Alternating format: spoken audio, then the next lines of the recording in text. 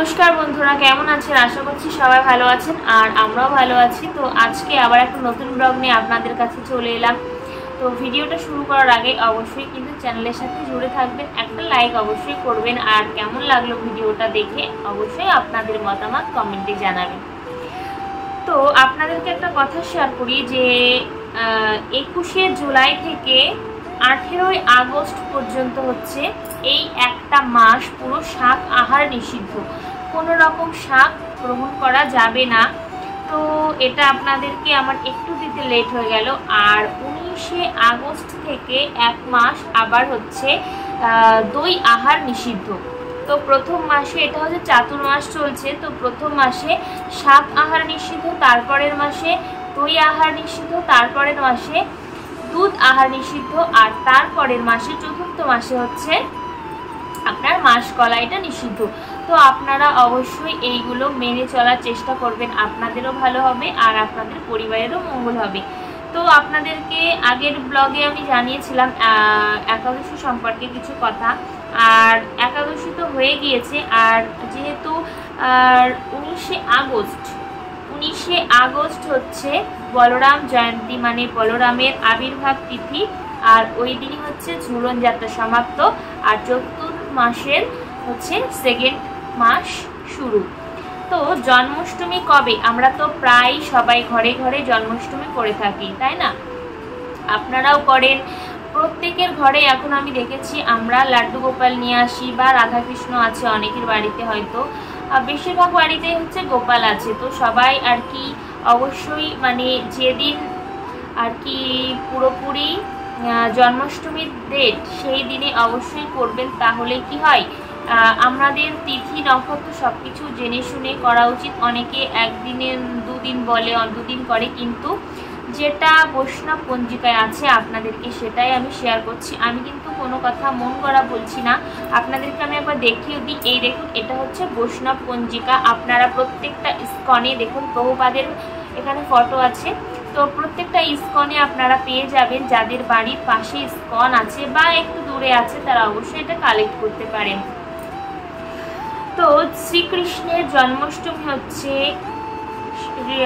9 ভাদ্র, আর 26শে August সোমবার হচ্ছে কৃষ্ণ জন্মাষ্টমী। তো 26শে আগস্ট হচ্ছে ভগবান শ্রীকৃষ্ণের আবির্ভাব তিথি, মহা উৎসব। তো এই দিনটা মধ্যরাত পর্যন্ত উপবাস করতে হয়, আর এই দিনে কিন্তু আমাদের কি পঞ্চশস্য গ্রহণ করা যাবে না। যেটা আমরা ভোগ লাগাবো, দেখুন আমি হয়তো সুজি বা লুচি, তালের বড়া যদি পাই তাল তবে হয়তো করতে পারবো, না হলে বলতে পারছি না, কারণ এই সময়টাই এখানে তাল পাওয়া যায় না, মানে পাকা তাল পাওয়া যায় না।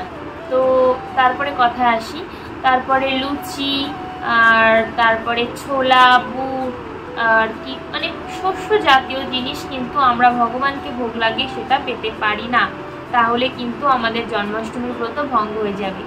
তো রাত 12টা পর্যন্ত উপবাস করতে বলে, কিন্তু মন্দিরে মায়াপুরে তো আর কি 10টা থেকে অভিষেক চালু হয়ে যায়, যেহেতু অনেকটা টাইম লাগে, 10টা না, ওখানে কখনো কখনো 8:30 থেকেও আর কি শুরু হয়ে যায়, আর হতে হতে সেটা প্রায় 11:30 12টা পর্যন্ত হয়ে যায় ভগবানকে অভিষেক করাতে করাতে। কিন্তু আমরা যারা বাড়িতে করি তাদের আমরা 10টা 10:30টার মধ্যে সব গুছিয়ে রেখে আমরা 11টা থেকে অভিষেক করানো শুরু করতে পারি। ভগবানকে অনেক কিছু দিয়ে অভিষেক করানো যায়, দুধ, গঙ্গা জল, ডাবের জল, চিনি, মিশ্রি, ভেজানো জল, তারপরে হচ্ছে অনেক রকম ফলের জুস বানিয়ে আমরা দিতে পারি, বিভিন্ন রকমভাবে ঘি, মধু, দই সমস্ত কিছু দিয়ে আমরা ভগবানকে অভিষেক করাতে পারি। আপনাদের যাদের যেটা যেটা সামর্থ্য অনুযায়ী অবশ্যই সেগুলো করার চেষ্টা করবেন। তো গোমূত্র, গোময় দিয়েও কিন্তু ভগবানকে অভিষেক করানো হয়, খুব সামান্য পরিমাণে দেওয়া হয়, কিঞ্চিত পরিমাণে।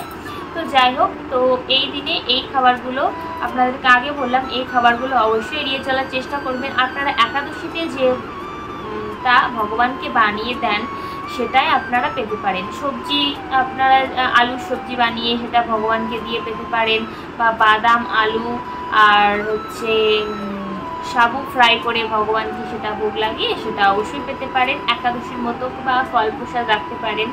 আর পরের দিন কিন্তু আপনারা হচ্ছে অবশ্যই পারণটা করবেন। সকালে ঘুম থেকে উঠে তারপর স্নান সেরে ভগবানকে জাগিয়ে ভগবানকে ভোগ লাগিয়ে সেটাই আপনারা প্রসাদ পাবেন। তাহলে হবে আপনার অবশ্যই শ্রেষ্ঠ জন্মাষ্টমী ব্রত পালন করা। ঠিক আছে।